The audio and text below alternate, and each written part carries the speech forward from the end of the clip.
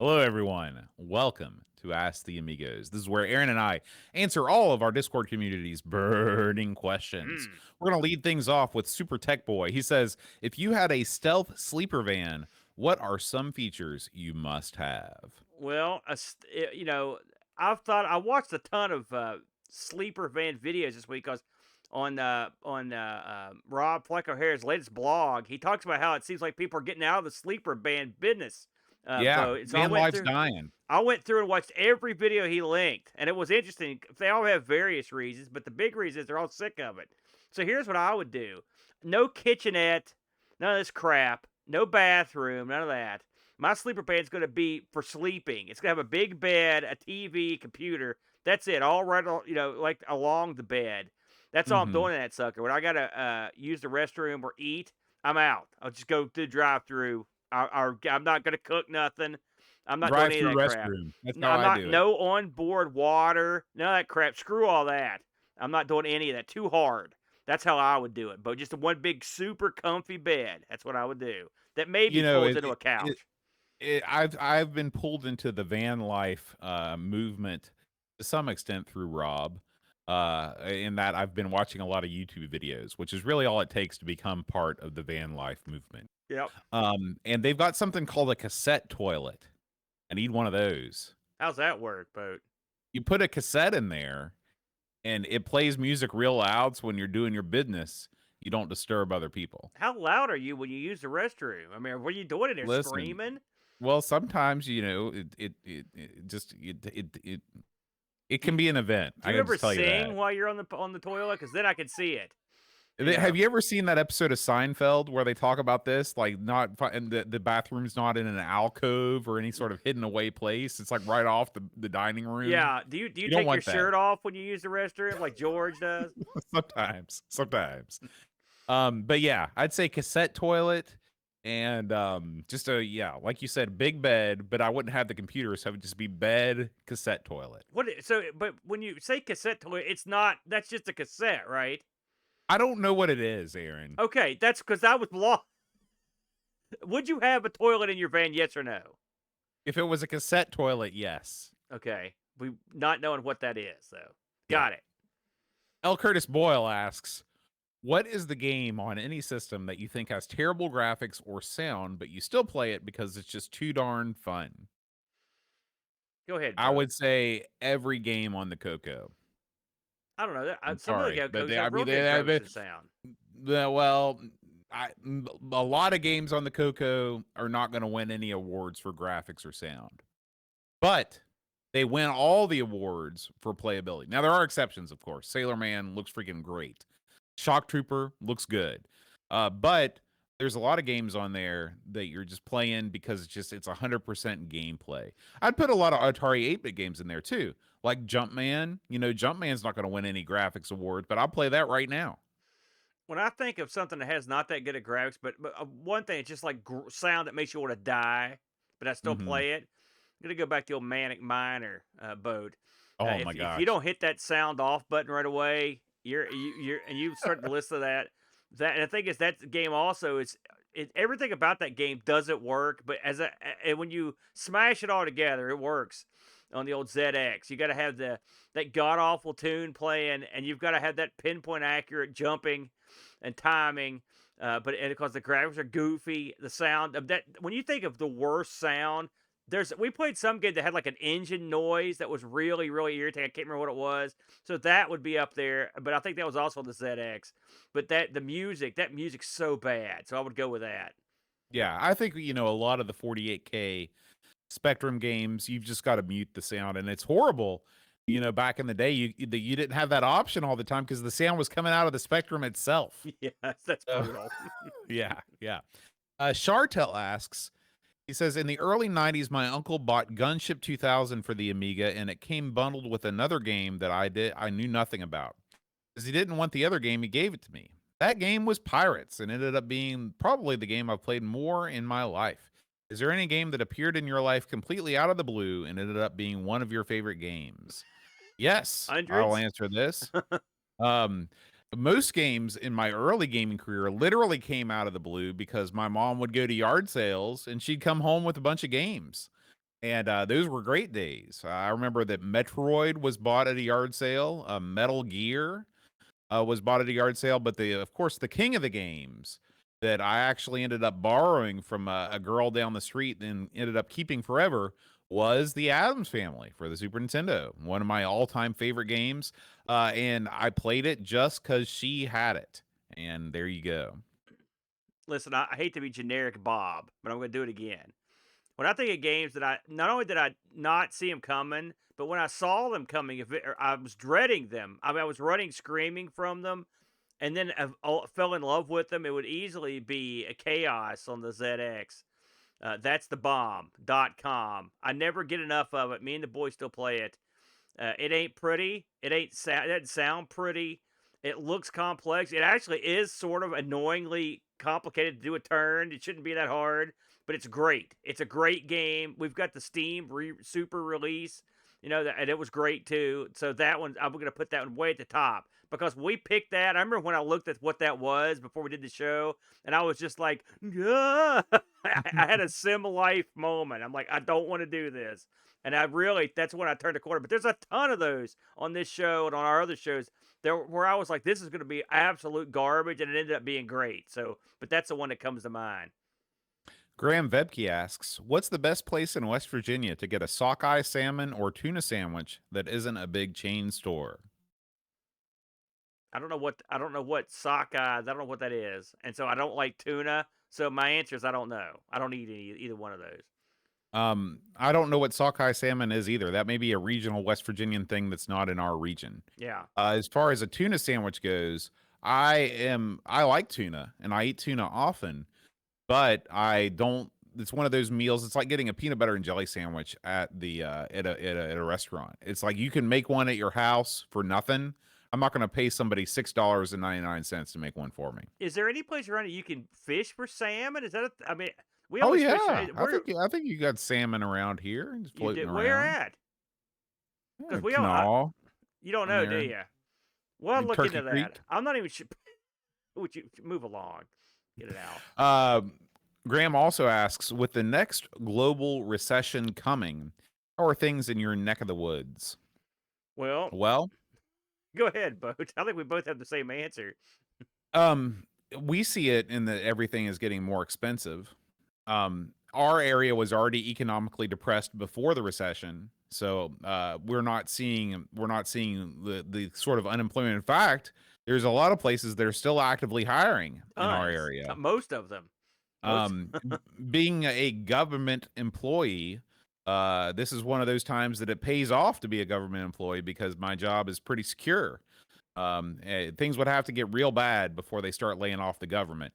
And so, I would say that we're better off than a lot of people where we are. Because we're used to it. Yeah, but I hate the fact that everything, whenever you go anywhere, for example, here's an example. I was driving through St. Albans on my way to Jefferson. I mean, everybody's going to Jefferson these days. No, they're not. And I went through the drive-through at the Tudors there, on the right side. And I placed my order, shaved ham melt combo. Okay. How much do you think the menu price was for that? $3.29. $7.58. Okay. But that's not the kicker. The kicker is the guy said that'll be $10.48. And I was like, wait a minute. One biscuit? No, this is for the combo, for the hash brown. Okay. I'm sorry. I was off. Okay. I didn't catch that. Okay. Yeah. Okay. Yeah. And I was like, well, it says $7.58 on the menu. And he's like, well, it's you got your hash brown, your Sprite, and your biscuit. That's $10.58. And I was like, well, it says $7.58 on the menu. And he says, hold on a second. And then this other girl gets on there and she's like, can I help you? And I was like, well, I wanted this combo. And she's like, that'll be $10.58. And I was like, well, it says $7.58 on the menu. And she gives me the same spiel. And then she's like, hold on a second. Then a third person comes on the line. And I repeat the same thing again. And she's like, yeah, we need to update our menu price. So And I was they like, bait and switched you right there. yeah. And I was like, no, I'm out of here. So I backed out of that drive-through and I drove off. That must have killed you inside because I know how much you love those $3 biscuits. extra, $3 above. Can you imagine paying $10, over $10 for a Tudor's combo? Yeah, well, you know, to get everything's gone up. Eating out, everything. Grocery store, they're killing it. Okay, but here's the thing, and I will say, I go to a lot of places that have those like community pantries, like the Right. boxes, and they're bare. Okay, Yeah. people are dead. There are plenty of people in rough shape. All right. With all that said, this is an interesting time. In fact, I've never been alive during a time like this because there are jobs. There are jobs all over the place. Like we're trying to get people to work in my division, and we can't bring. No one we would apply for the job I've got. No, I mean we can't get anybody to do it. Like there's tons of jobs, tons of places around here. They close early. They're closed on Sunday stuff because they can't get anybody to work. So there's jobs. There's never been this many jobs ever. I heard that unemployment in the United States is at a 70-year low. Okay, Mhm. that's low, brother. So there's jobs to be had. And a lot of the jobs, so when you've got that many jobs, there are jobs at competitive wages. Okay. But you have to get competitive wages because everything's gone up. I remember I got that raise last year. Did it cover my gas prices over the summer? Hell no. I ain't even close, because so that raise wasn't worth a jack. It is what it is. So can you survive now with a good job? Yes. If it gets worse, is it going to be a real problem? Yes. Can you get a job now? Yes. Should you buy real estate or a car now? No, you should absolutely not because loans have gotten very expensive. It's because they're trying to beat down inflation. Now, how is it in West Virginia proper? We're used to it. I mean, it's always down here, and a lot of people here are on welfare. And I mean, we've got probably percentage-wise, we've got the most in the nation on Oh welfare yeah. in I this mean, state. one in four adults in this country is on, Yeah. or in the state is on disability. Yeah, and so, and, I mean, we're way. Hey, thanks, Frodo, for coming in. But we're way at the top of that. But West Virginia is one of those states we just keep on. It just keeps on trucking. As a state, we're in better shape than a lot of states in terms of our government. But I mean, everything else, it's pretty much the same, or maybe a little worse. There you go. Super Tech Boy asks a question for me. He says, "Boat, if you had to teach at a fictional middle school from popular culture, which one and why?" And I don't know how to answer that question because I can't think of any shows that shine the spotlight on middle school culture. Like all of the shows are always about high school. Yeah, yeah, Mostly because they can get like 30-year-old actors to play high school kids and it's slightly more believable than middle school. yeah. Uh, I mean, think about shows that are middle school, like Degrassi Junior High. I don't want to teach at that school. I don't know what that is. So No, we used to watch that in home ec in Miss Schaffner's class. Let's see. what There was about the what middle was it? school in the Wonder Years.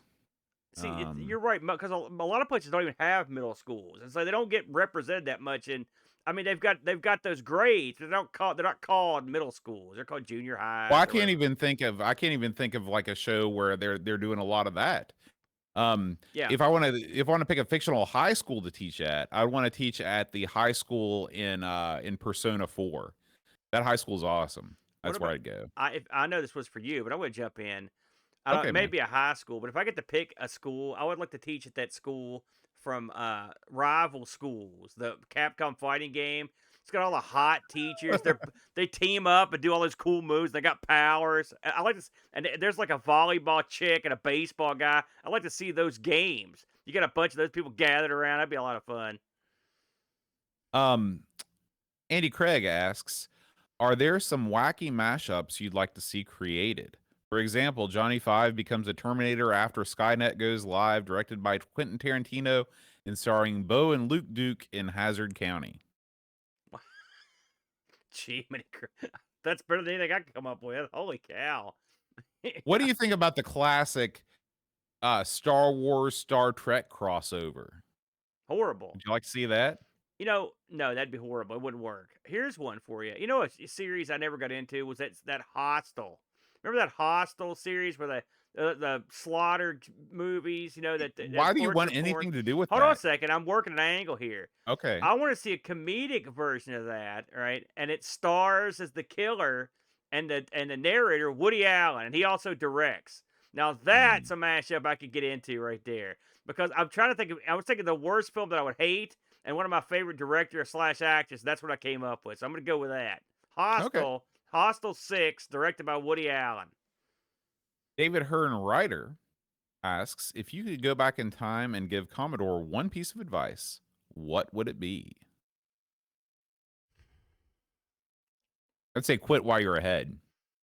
After the C64 and you got this pile of money, just leave the industry Well, because IBM is going to kill everybody and the PC market is going to take off.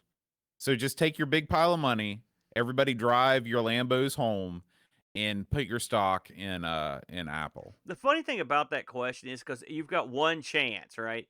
And so there were so many mistakes. Even the buying, I mean, you could argue that even the purchase of Amiga could have been considered a mistake because they didn't do anything with it. They Yeah, weren't like heck yeah, it was. It was 100% a but I mean, mistake. it's not Amiga's fault, by the way. They were No. great. It's just that they dropped the ball in every way. So everything from the end of the C64 on was one long series of screw ups. So I don't. You're almost right. You should Almost. tell Trammell like before they fire him or whatever. I'd be like, maybe not fire him would maybe be something they could do. Although Yeah. ultimately, but I mean, he may have seen something like this coming. But I mean, I'm going to go with that. Just let him stick around, see how that goes. Try that out. Barkbit asks, if you were tasked to do a movie, what kind would you do? What do you think? I'd want to direct a documentary because I love documentaries and I'd find something cool that I'd make a documentary on, like a Ken Burns style documentary, but not a million hours long. I like that idea, and I would probably have picked that. So I'm going to go with my next choice. I actually wrote a film a while back. I don't think I mentioned it. You also filmed the film. I filmed People some did of what it. you said. Yeah, Vladula.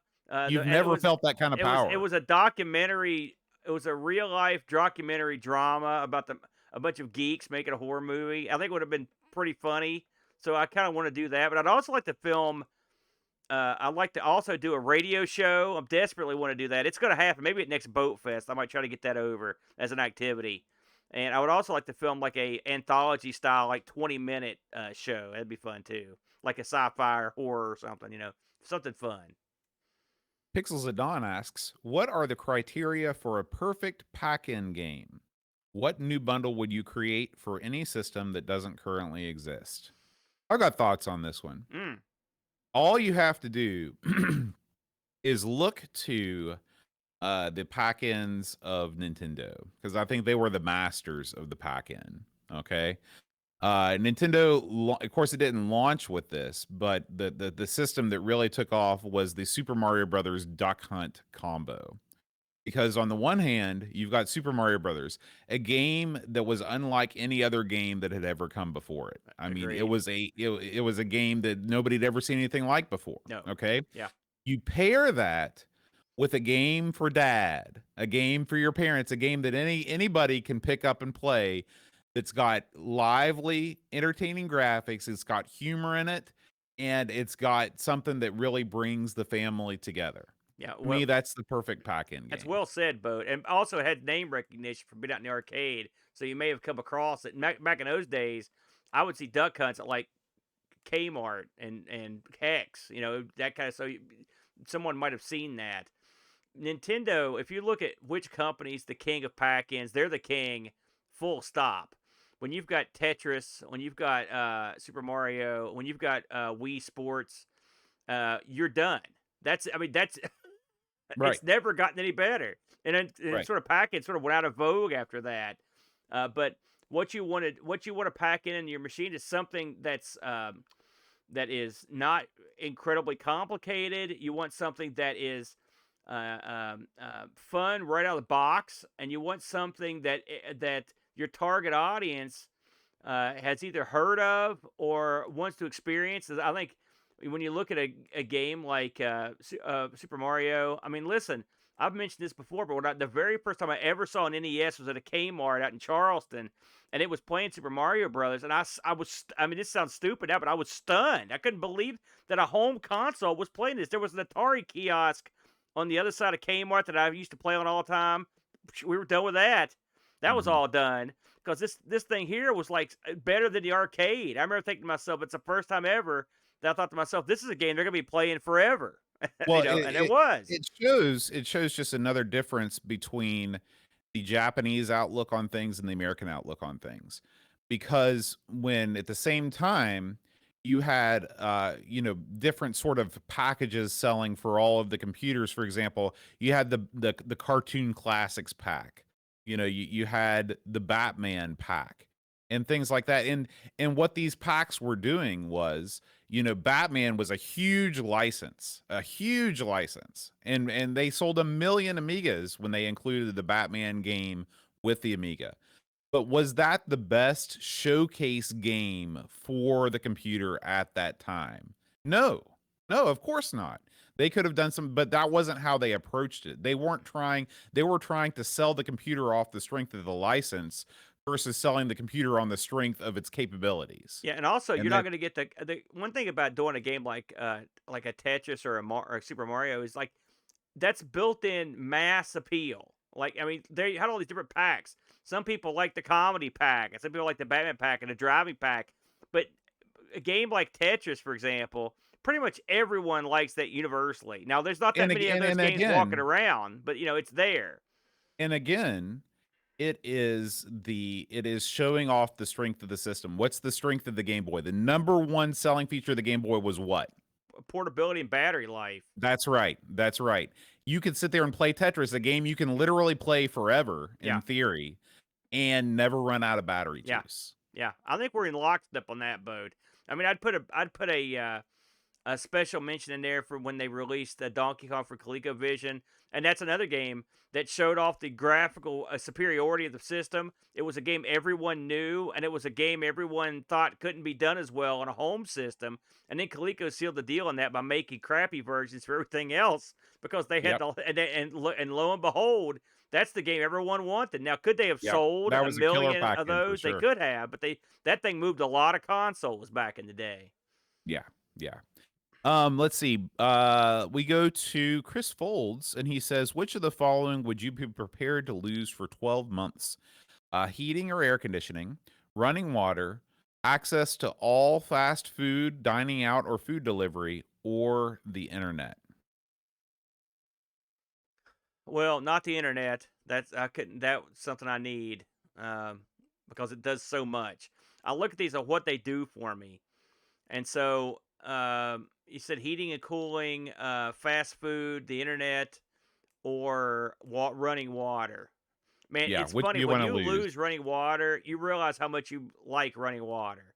It's funny how that works. You don't think about it. You take it for granted.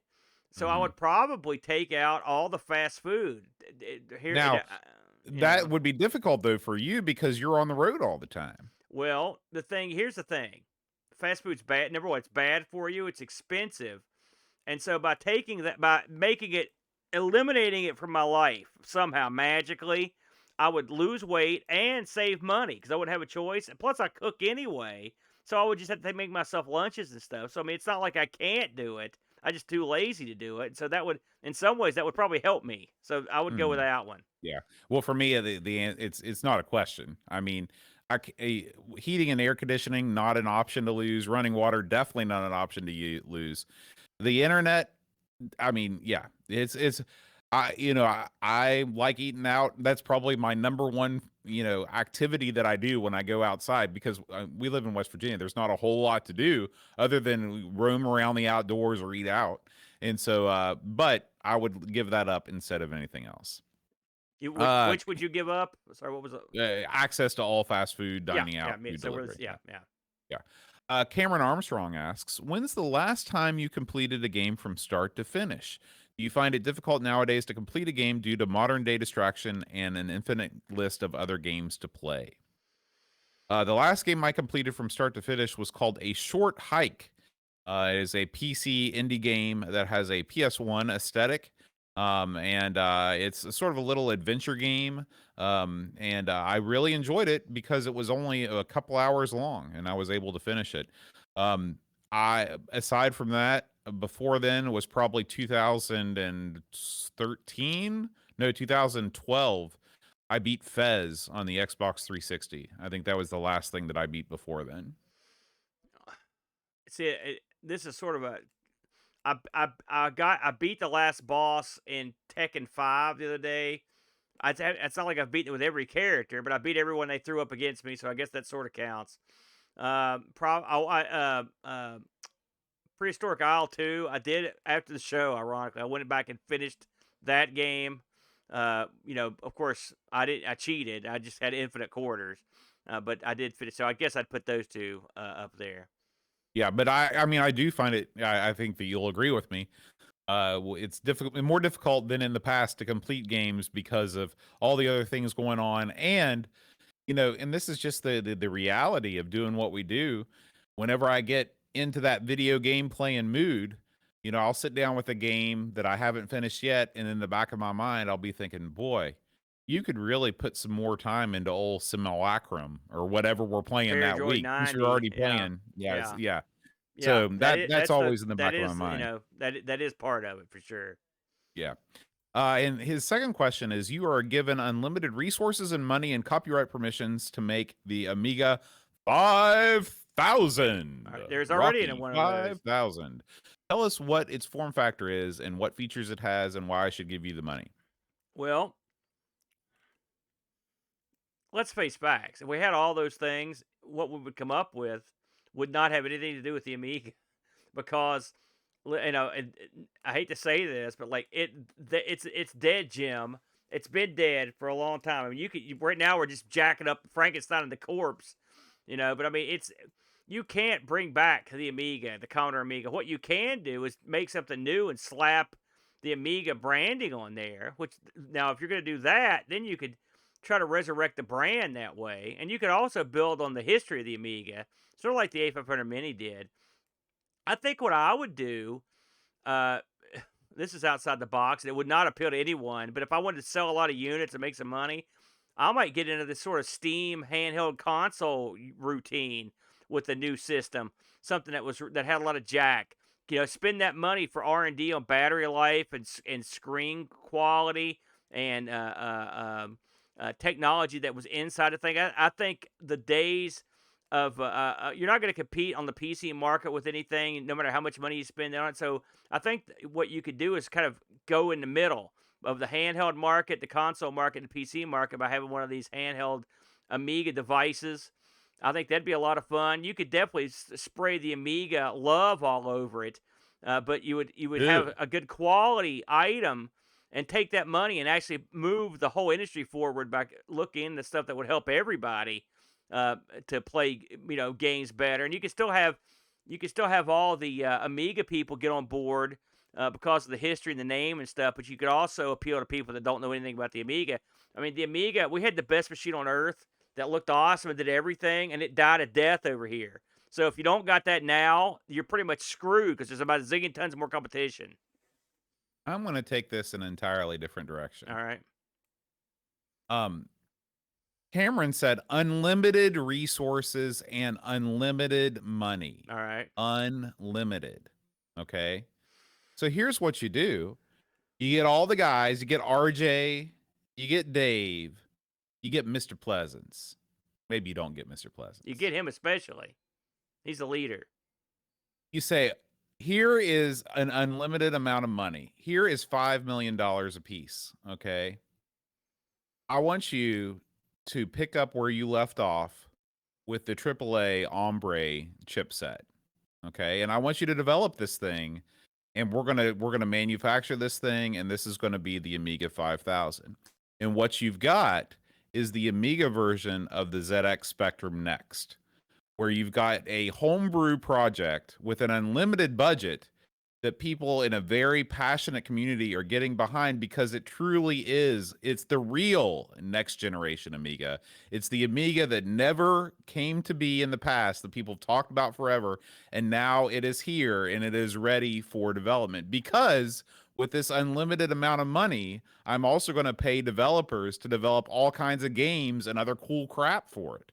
Okay, that's the real Amiga 5000. Only possible if you have what the question sets out, and that is unlimited resources and money. But with unlimited resources and money, you could literally make the next generation Amiga and make it the thing that everybody always wanted it to be. See, you're right. We went in different directions because I was trying to think of something that would be viable.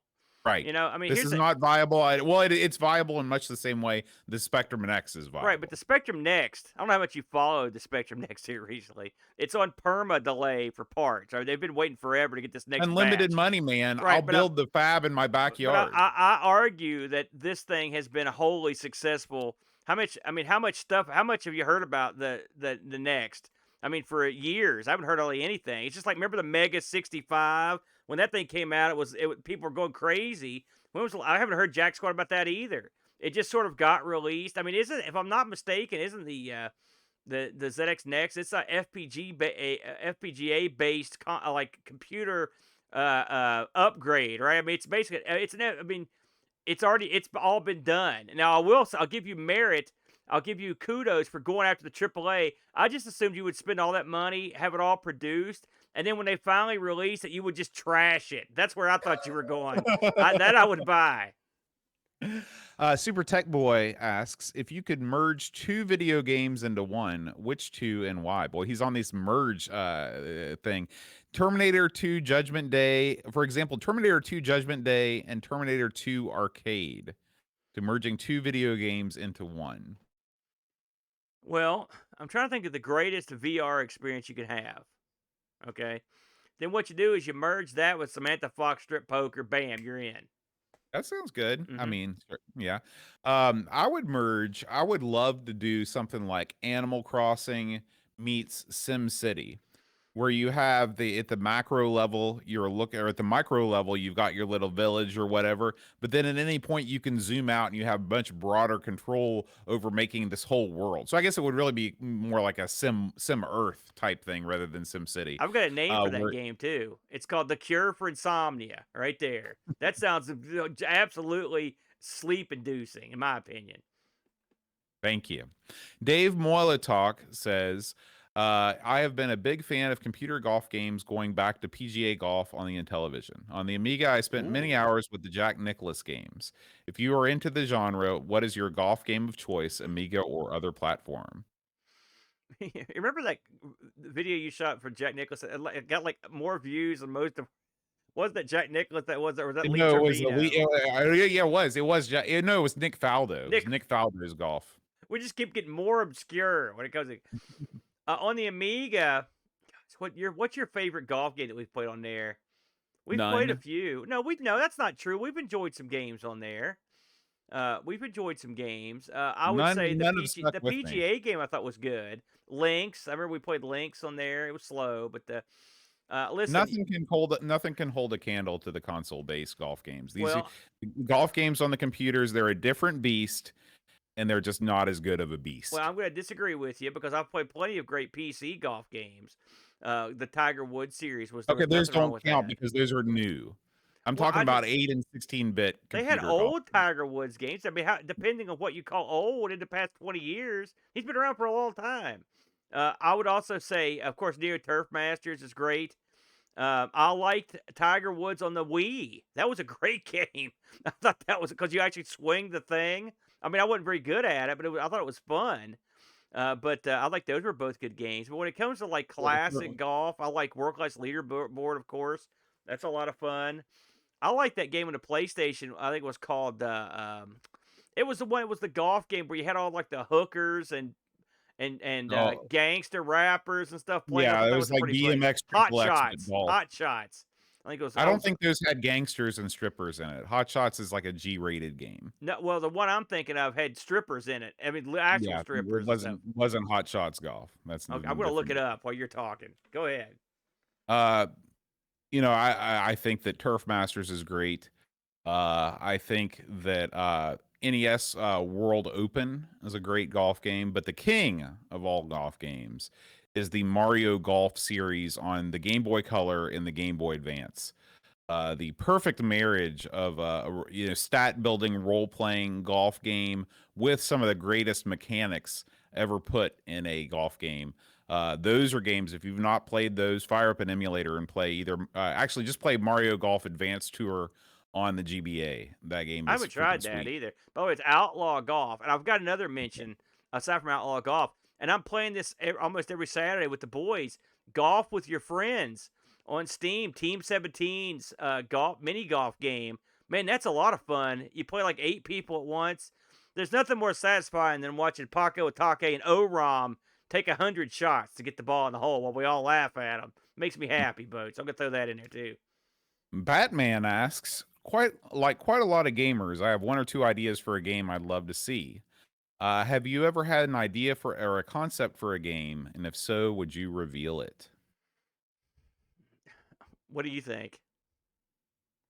I mean, I am not the most creative person. A lot of times, I'll take an existing idea and sort of tweak it, and I don't think I've ever come up with like an entirely new game concept before.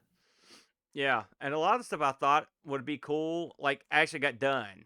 Like, I remember a long time ago thinking how much fun it would be to have a pro wrestling game where you actually booked the matches and had backstage drama and you drafted people. But it's out there, and there's a new one coming out. I think you were talking about it. So that's sort of been done. Uh, um, so yeah, I'm like you. I'm not. But by the way, you were very creative, but I am not creative, and so I'm not. I just don't have the mind to come up with anything clever. I'm afraid. Chris Folds asks, recently at work, we were naming games that couldn't be released in this environment as part of case studies. I won by naming Aaron's favorite game, Bar Games. Do either of you know any other games you couldn't release in today's climate so I can keep up my winning streak? I think any games that feature any sort of like ethnic stereotypes, which are common in the older days, especially Asian stereotypes, African Punch stereotypes. out. Those are not going to fly these days. Yeah. Um, I think a lot of, but really like a lot of classic games that you would think that had like, for example, like the Barbarian cover, obviously like very exploitative of the female form, but the game itself, not they're not too much in it. Um, I just think about stuff like that more than or any sort of game. I think you'd catch heat for any sort of game where you have a male protagonist that is rescuing a helpless female abductee. I think you'd catch heat for these days. A lot of the games from back in the day that caught heat might still catch some. I mean, it's hard to say because games are so much more violent than they were. It's funny how that works.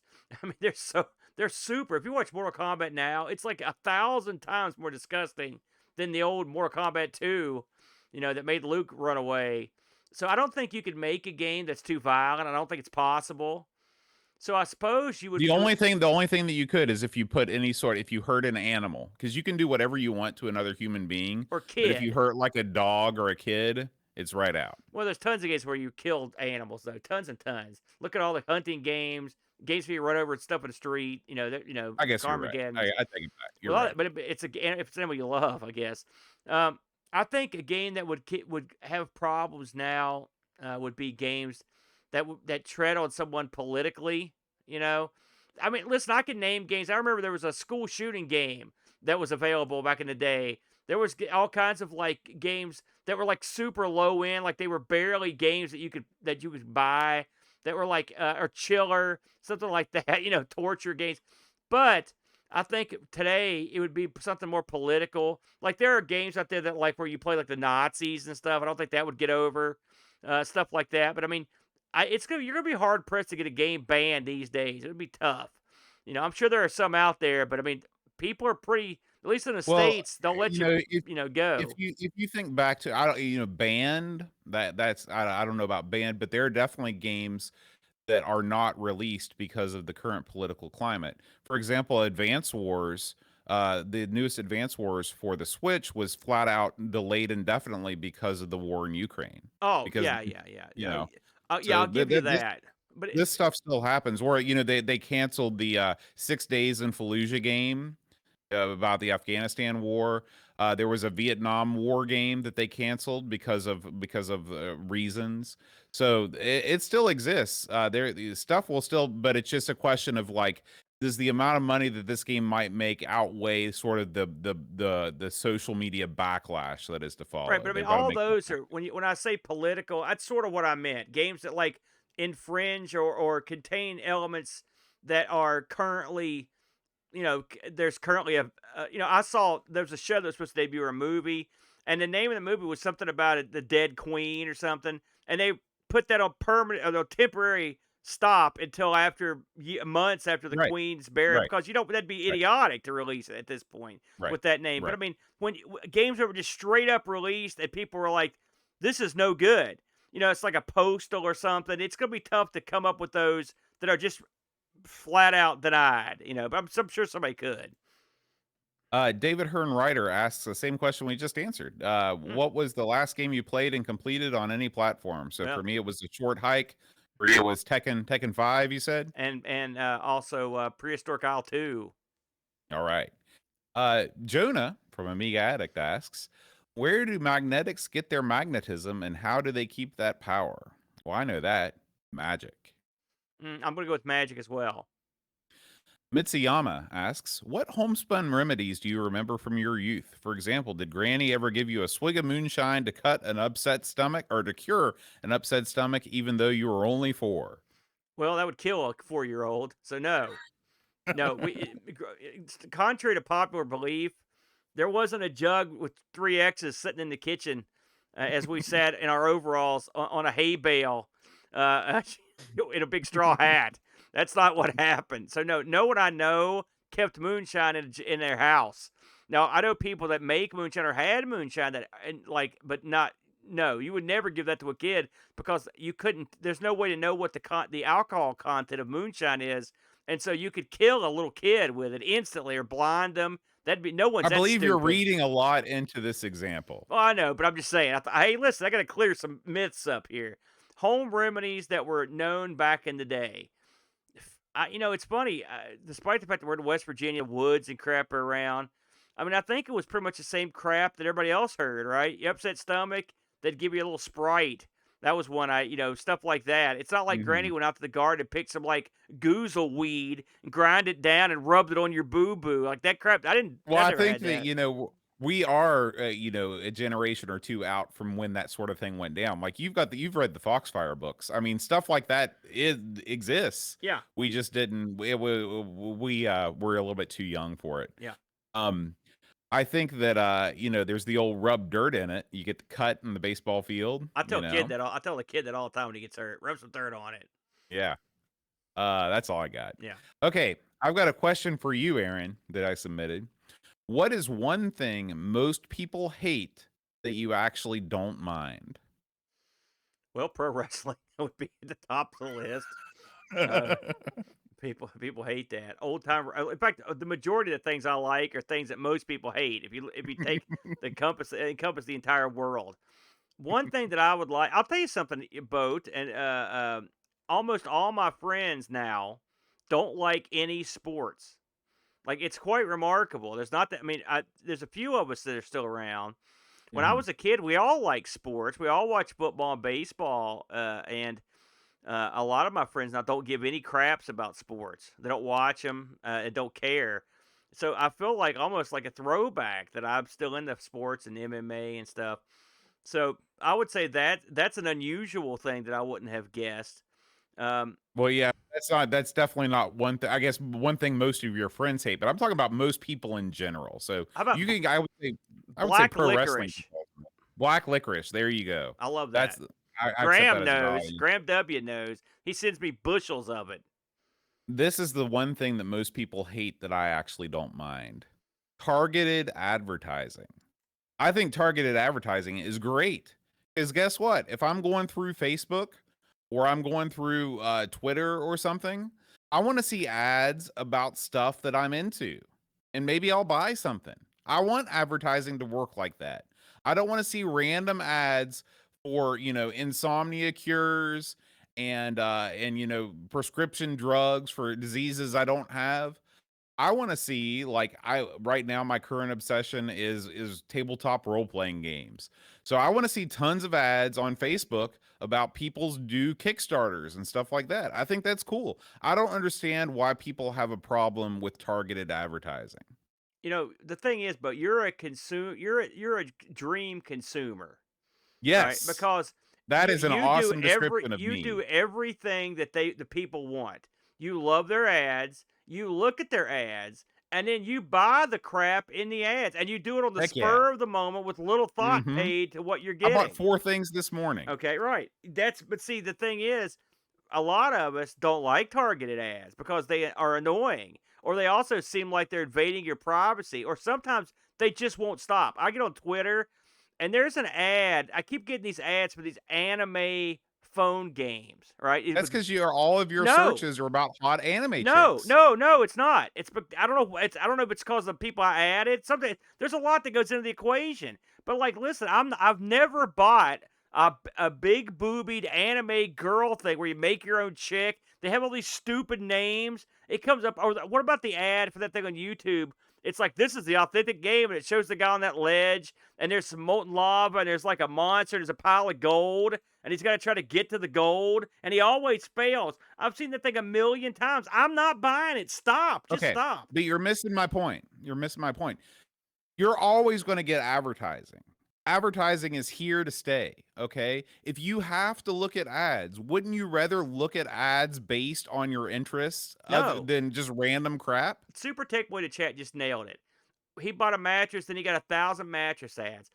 Anytime I buy one thing, they just relentlessly hound me with that thing. That's another thing I hate about it. That targeted thing, because they say, hey, he bought one thing. Like, let's just keep giving. And sometimes it's the exact same thing I bought. I don't like it. I feel like they're invading my privacy. I don't like it. Okay. Mr. Rocket says Star Trek the original series or Star Trek the Next Generation. Star Trek, the original series, duh. Yeah, I'm going to go with Next Gen. I think the original series is sort of overhyped. Not saying it sucks, but You're a it neophyte and kind you're of on a Star Trek, my friend.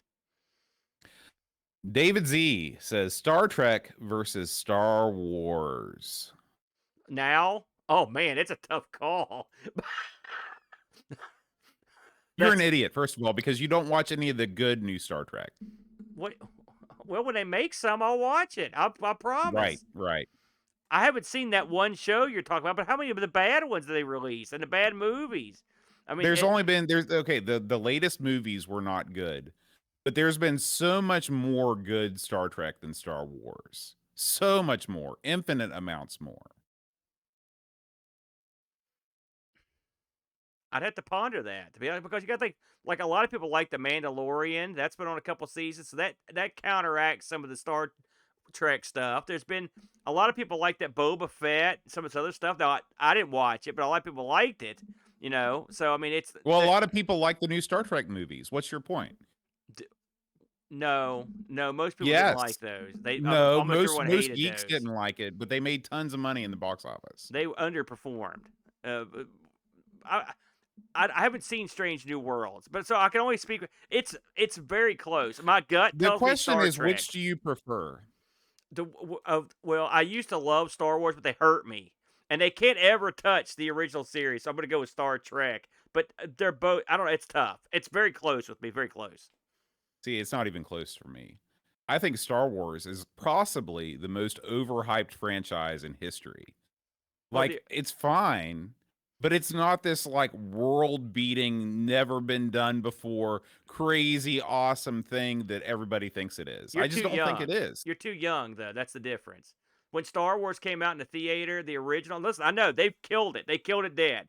But when the original one came out, you'd never seen anything like it. It was I mind blowing. understand that. I understand the fact that the first Star Wars movie, and to a lesser extent the second one First and the two. third one, were groundbreaking in ways that are so like you can still sit down and watch Star Wars and the effects hold up. Yeah. And you couldn't say that about any movie that came before it, with some possible exceptions. But I'm talking about the Star Trek or the Star Wars universe, taking into account everything that's come out since the first movie, taking as a whole. It's not great. It's not No, great. And I've read a bunch of the books, and I've read a bunch of the comic books, and I've seen all the some of the movies. books were That good. that universe as a whole is not as interesting and not as cool as the Star Trek universe, in my opinion. I mean, it's close. I think both have been irrevocably tarnished over the past 5, 10 years. But hey, I'm glad you say the new Star Trek is good. I want to see good Star Trek, just like Doctor Who. I love Doctor It's Who. waiting for you. You can watch all You 10 know, episodes well, anytime you want. when I get a spare moment, I'm going to try to catch into it. I'm kind of giving up on Lord of the Rings, so maybe I'll try Yeah, that. I'm done with that. Paul Harrington asks, Aaron, are you looking forward to the new Babylon 5? Well, Straczynski just had a thing this week to try to get people to rally behind the name of Babylon 5 because I guess their show sort of, they've cut a lot of these upcoming shows, Bode. Right. Was it HBO Max or whoever it is? And so there's Warner Brothers. They're on the fence, I guess. And of course, I guess he was happy. Babylon 5 trended #1. I guess that means something. Um, we were just talking about it. It's funny this comes up right at the Star Wars Star Trek thing.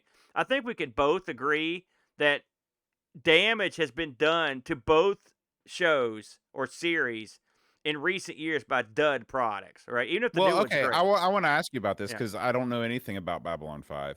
So, are you saying that there's been damage done to Babylon 5 since the show went off Well, the no, air? I'm saying that's what I'm afraid of.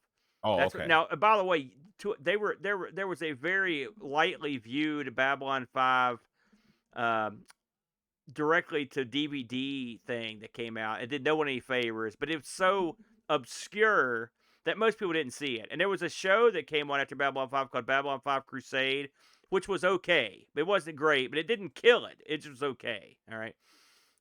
So I'd hate to see. It's a lot like Firefly. I want new Fireflies, but I want them. Do I want them to come out and crap? I'm gun shy after Star Wars and Star Trek. They crapped over crap Well, that I held dear. maybe it's because I don't know as much about Babylon 5, but I think that there's a much better chance that Babylon 5 could come out with a really quality product than Firefly. It just seems like Firefly was such a product of its time and such a product of Joss Whedon, who is sort of persona non grata now.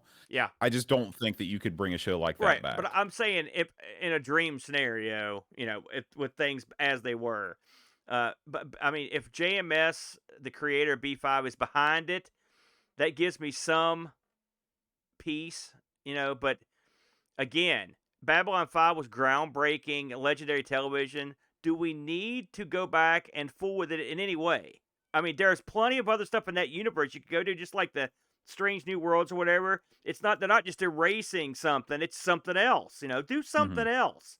So and then Right. there's two Babylon 5 projects that are in the works. One involves the original cast and one is all new stuff. I mean, I'll give it a shot, just like I always do with everything. But I'm leery of it. Yeah. Paul also asks, have you ever had dreams about each other? Yeah. I'm Yeah. sure I have. I'm Yeah. sure I have. Yeah. I had a dream with Bodit the other day. I remember distinctly. I think we were cooking, believe it or not. So yeah, yeah. I don't remember my dreams that much, but every once in a while I'll remember one. Yeah. Adam from Commodore Chronicles asks, Reuben with sauerkraut or coleslaw? Sauerkraut. Yeah. Yeah, I love me a good Reuben. Hmm. And it's one of these things that I've sort of come on to in my older age because when Yes. I was a kid, I thought the idea of sauerkraut was disgusting, Yeah. but now I've come around and I like it. I still I hate might give me one after sauerkraut, this. and I never eat it on anything but a Reuben. But yes, Mhm. I'm like you as an older guy. I'm like I tried it and I liked it. I'm like, man, this is really good. So yeah. Yeah. David Hearn Ryder says, scammers are everywhere. Have any of their phone calls, texts, or emails come close to fooling you? Yes. Um, I think I clicked on something the other day that was like, now, did it affect me to the extent that I had to like change my bank account? I've never had my identity stolen or my PayPal account hacked or anything like that, but I did click on a thing that did fool me into, well, especially when I was in the crypto space, when I was doing all that stuff. I clicked on some stuff and I had to delete some wallets and get rid of some stuff because it was, yeah. I've never been fool. I've been hosed, but I had nothing to do with me. They just hacked some stuff. I get scam calls all the time on my state phone. I mean, all the time. It's ridiculous. And so, but no, I don't think I've ever fallen for any of them. And I've seen live ones, and I've had the phone ones. We went to that Herbalife, job wanted thing. So they've tried to scam me in real life on the phone, on the computer. I don't think I've ever fallen for any of them. IS2 Scooby asks, "What are your thoughts on gaming being so widely accepted now? When I was growing up, being a gamer wasn't generally something to let other people know about unless you somehow suspected they were also a gamer."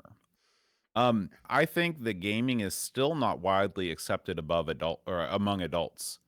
Like when within my peer group at school, if I come out, I'm like, "Hey, have you played the new?" Or I don't play a lot of new games, so I can't think of what Animal like Crossing. Yeah, that's a good idea. Hey, I was playing Animal Crossing the other day, and blah blah blah blah. That is not the same as saying, "Hey, did you catch the game last night?" Gaming among adults, I don't think still hasn't gained that sort of wide acceptance yet. What do you think? It's funny. I read a lot of stuff about people and this stigma that was when they were younger or whatever about gaming, and I never ever saw that.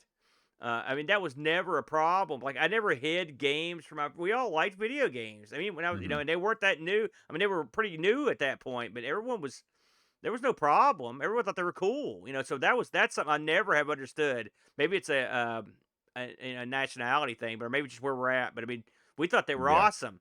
And even my Well, when I was a dad. Oh, go kid, ahead. oh, I'm sorry. Go ahead. Well, even my dad, who doesn't game, he was always intrigued by arcade machines, and he likes to see what I'm up to because he finds it fascinating, but he doesn't play. You know. Yeah. My dad, on the other hand, can't believe that grown people play video games. Like when I tell him about the podcast and stuff, and he can't believe that what we do has any sort of an audience. So, but I'm just like you. When I was in I can't elementary either. school, well, when I was in elementary school, everybody was playing Nintendo. I grew up right at the height of Yeah. the Nintendo, and boys, girls. I mean, it was a global phenomenon. I mean, it was something everybody had and everybody was doing. And I'll tell you something else too. When I was younger, tons and tons of adults with arcades back in the day, and then then that stopped for a while, and because I don't know what happened exactly, but because arcades. I mean, listen, pinball machines were around before video games, and tons of adults played pinball. And so Hmm. tons of adults would a lot of times you'd have a pool table and stuff. So there'd be a lot of crossover. And then when stuff went to sort of on the video games, I think you lost a lot of the adults. I think they weren't as into it. I think partially because the pool tables and stuff were gone and the pinball machines were gone, and they weren't as into the video games. That's just a guess. Well, Uh, here's my theory on that. I think that as video game manufacturers started to cater more and more to kids, more and more kids started to come to arcades. And when you're in a situation where you're an old dude and that you're surrounded by a bunch of kids, it's not a place that you always want to be. Yeah, but I mean, what video games were around early on that went away that would, I mean, for every game like a Missile Command or something that would be triggered for adults, there was always stuff like a Spy Hunter or a Galaga or something that weren't Yeah. necessarily, I mean, they were around kids. I mean, I Yeah. don't, and even like stuff like Street Fighter and stuff, I wouldn't say were aimed toward children.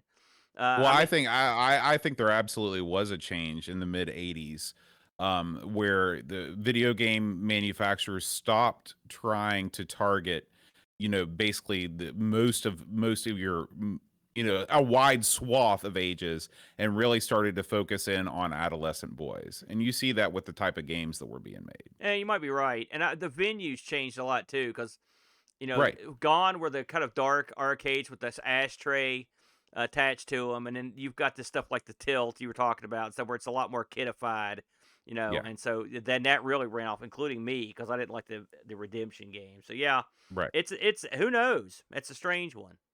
Yeah. Paul Harrington asks, "Do you ever use Z instead of Z by accident due to starting R. Sinclair?" I gotta say, I don't often mention the letter Z outside of the retro gaming space.